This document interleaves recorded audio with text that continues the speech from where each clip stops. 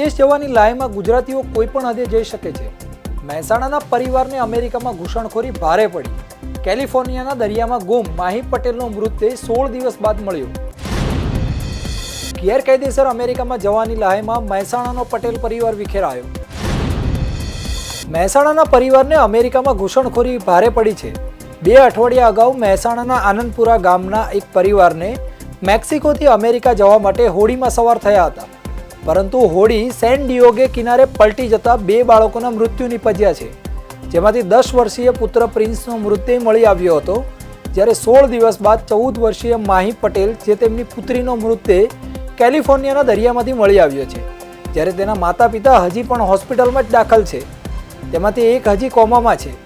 મહેસાણા જિલ્લાના પટેલ પરિવારે ઘૂસણખોરોને 2.60 કરોડથી પણ વધારે રૂપિયા ચૂકવ્યા હતા। ગત 21 મેના રોજ ટોરે પાઇન સ્ટેટ બીચ પર એક રાહદારીને માહીના અવશેષો મળ્યા હતા। ગુરુવારે કેલિફોર્નિયાના સ્ટેટ પાર્કસ ડિપાર્ટમેન્ટ દ્વારા જાહેર કરાયેલા નિવેદન અનુસાર DNA ટેસ્ટ દ્વારા તેની ઓળખની પુષ્ટિ થઈ હતી। સ્ટેટ ઇન્વેસ્ટિગેશન એજન્સીના ઓફિશિયલ દસ્તાવેજો અનુસાર મૃતક 5 મેના રોજ ડેલમાર બીચ પર પલટી ગયેલી બોટમાંના જ મુસાફરોમાંથી એક હતી।